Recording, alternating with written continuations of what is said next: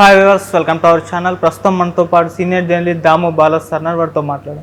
నమస్కారం sir. Sir, పిఠాపురంలో పవన్ కళ్యాణ్ గారి తరపున ప్రచారం చేస్తున్న హీరో సాయిధరమ్ తేజ్ గారి సభ పైన రాళ్లతో దాడి జరిగింది సార్. మరి ఎవరు చేశారు? మరి ఈ నేపథ్యంలో అసలు పిఠాపురంలో పరిస్థితి ఏ విధంగా ఉంది, అక్కడ ఏం జరుగుతుందంటారు సార్? సాయిధరమ్ తేజ్ కాన్వాయ్ మీద వేశారు. యాక్చువల్గా అది సాయిధరమ్ తేజ్ని అటాక్ చేయడానికే వేసినారనేది అర్థమవుతుంది. యాక్చువల్గా సాయిధరమ్ త్వర గొల్లపర్రు అనే గ్రామం నుంచి కాన్వాయ్ బయటికి వెళ్తున్న క్రమంలో ఆయన మీద రాయేసినట్టు తెలుస్తుంది. ఆల్రెడీ అక్కడ టపాసులు కాల్చి గొడవ చేయడానికి కూడా వైసీపీ కార్యకర్తలు ట్రై చేశారు. సో ఈ క్రమంలో ఆయన మీద దాడి చేయడానికి రాళ్ళు వేస్తే అది వేరే ఒక కుర్రవాడికి తగిలింది. ఆ కుర్రవాడికి బాగానే గాయమైంది. గవర్నమెంట్ హాస్పిటల్కి తీసుకెళ్లారు జనసేన కార్యకర్తలు. సో దీంతో కొంతమందిని అదుపులోకి తీసుకొని ప్రశ్నిస్తున్నట్టుగా తెలుస్తుంది. సో అంటే మనకి ఇక్కడ ఓవరాల్గా ఏంటంటే ఇది ఒక సంఘటన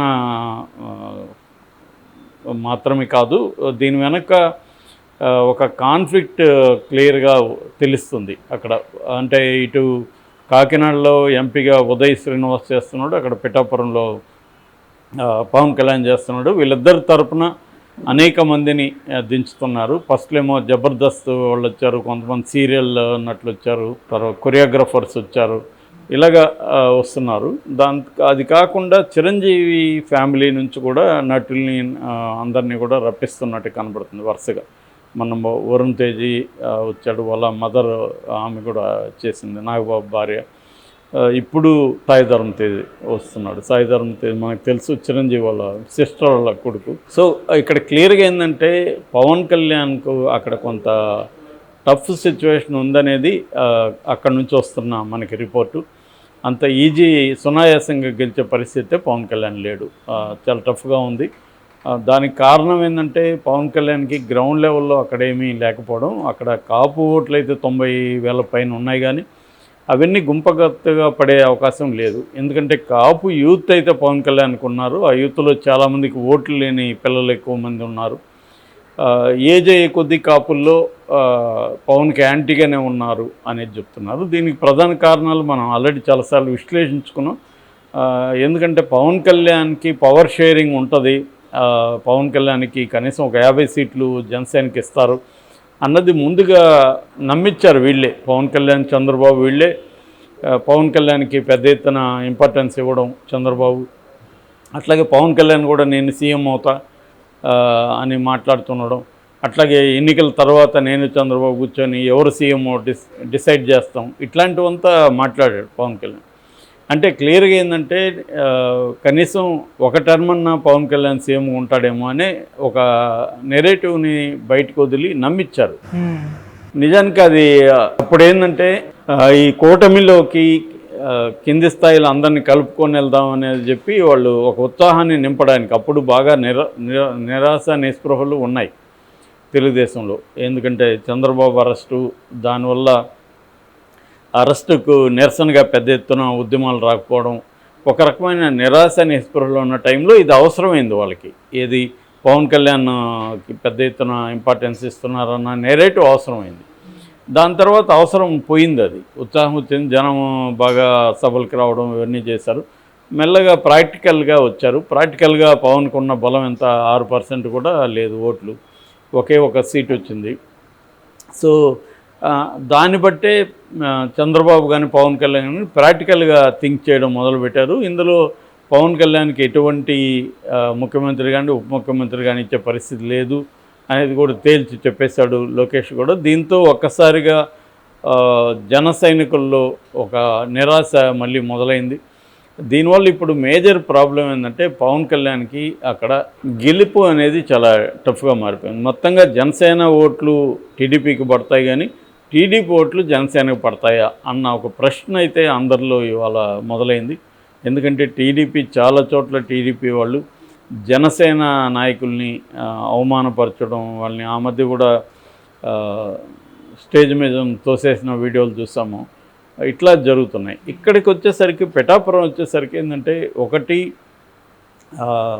మొత్తంగా వర్మ మీదనే డిపెండ్ అయ్యి నడపాల్సిన పరిస్థితి. కానీ వర్మకు తగినంత గౌరవం పవన్ కళ్యాణ్ ఇవ్వట్లేదు అన్న ఒక ఇది ఉంది అని చెప్తున్నారు. రెండోది వర్మ కానీ, వర్మ తమ్ముడు రవి కానీ వీళ్ళు పవన్ కళ్యాణ్ గెలిపిస్తే ఈ నియోజకవర్గం శాశ్వతంగా మనకి క్లోజ్ అయిపోతుంది. ఎందుకంటే పవన్ ఒకవేళ గెలిస్తే పిఠాపురంలోనే టెస్ట్ వేసుకునే అవకాశం ఉంది అన్న ఒక భయం ఉంది అనేది కూడా చెప్తున్నారు. సో రెండవ నెరేటివ్ ఏంటంటే లోకేష్కే పవన్ కళ్యాణ్ అసెంబ్లీకి రావడం ఇష్టం లేదు. లోకేష్ పవర్ సెంటర్గా తను ఉండాలనుకుంటాడు. చంద్రబాబు లోకేష్ ఉన్నప్పుడు లోకేష్ మెయిన్ పవర్ సెంటర్ అవుతాడు.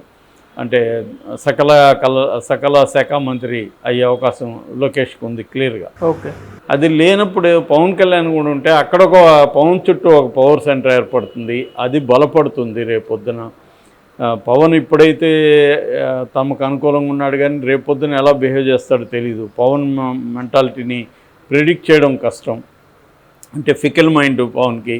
సో రేపొద్దున మనకి ఇబ్బంది అవుతుంది. మనం ఏం చేసినా రేపు ఓపెన్గా అతను దాన్ని వ్యతిరేకించే అవకాశం కూడా ఉంటుంది. సో ఫ్రీగా మనం అనుకున్నది చేయలేము అన్నది ఒకటి లోకేష్కి ఉంది. కానీ చంద్రబాబు ఏం చెప్తున్నాడంటే మనం 144లో చేస్తున్నాం కాబట్టి మనకే ఓన్గా మెజారిటీ వచ్చినప్పుడు పవన్ ఏం చేసుకుంటాడు, ఒకవేళ పవన్ ఏమన్నా ఇబ్బంది అయితే అతన్ని బయటకు పంపించవచ్చు కూటమిలో నుంచి. కాబట్టి ఏమి ఇబ్బంది ఉండదు అనేది చంద్రబాబుకు ఉండే అండర్స్టాండింగ్. కానీ లోకేష్ దానికి రెడీగా లేడనే ఒక వాదన ఉంది. ఏదేమైనా వర్మ కానీ వర్మ టీం కానీ మనస్ఫూర్తిగా పవన్ కళ్యాణ్ గెలుపుకి ట్రై చేయట్లేదు అనేది ఒక వాదన అనిపిస్తుంది. ఇటు ఇందాక చెప్పినట్టు కాపు యూత్ కొంత ఉన్నారు, కానీ ఏజ్ అయ్యే కొద్దీ కాపులంతా కూడా వంగగీతకున్నారు. ఎందుకంటే ఆమె గతంలో జడ్పీటీసీ చైర్పర్సన్ ఉంది, తర్వాత ఎమ్మెల్యేగా ఉంది, ఎంపీగా ఉంది. ఆమె కాంగ్రెస్లో బిగినింగ్లో 89 ప్రాంతంలోనే కాంగ్రెస్లో చేరింది. తర్వాత పిఆర్పీనా అది ప్రజారాజ్యం పార్టీ పిఆర్పీలోకి వచ్చింది. సో అక్కడ పిఆర్పీ నుంచి ఎమ్మెల్యేగా గెలిచింది. దాని తర్వాత పిఆర్పీని కాంగ్రెస్లో కలిపేసరికి ఇంకా ఆమె కాంగ్రెస్లో ఆల్రెడీ ఉండలేక వచ్చాను కాబట్టి మళ్ళీ వైసీపీలోకి వచ్చింది.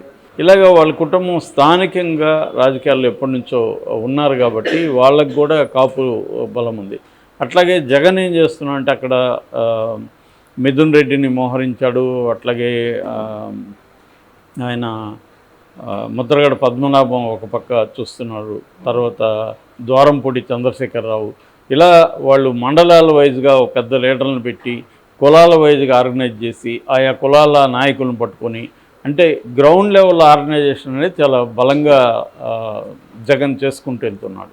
ఓకే, సో ఇటువంటి ఒక ఇబ్బంది అయితే పవన్ కళ్యాణ్కి ఉంది. అందుకని పవన్ కళ్యాణ్ చిరంజీవి ఫ్యామిలీ ఇమేజ్ని నమ్ముకున్నట్టుగా కనబడుతుంది మనకి.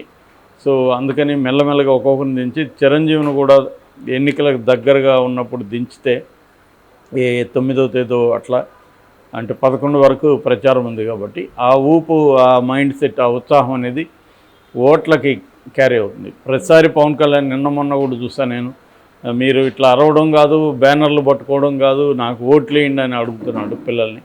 వాళ్ళు ఏమో ఎగురుతున్నారు. సో ఆ భయం ఉంది పవన్ కళ్యాణ్. గతంలో కూడా ఇలాగే ఎగిరారు, ఓట్లు మాత్రం వేరే వాళ్ళకి వేస్తారన్న భయం పవన్ కళ్యాణ్కి ఉంది.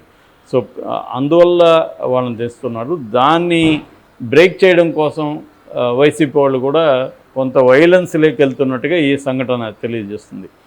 అంటే ఎవడంటే వాడు వస్తే మేము ఊరుకోము ఇక్కడ అన్న ఒక ఇది కొంత భయభ్రాంతం చేయడానికి వీళ్ళు ట్రై చేస్తున్నట్టుగా మనకి అర్థమవుతుంది. Okay sir, thank you so much sir.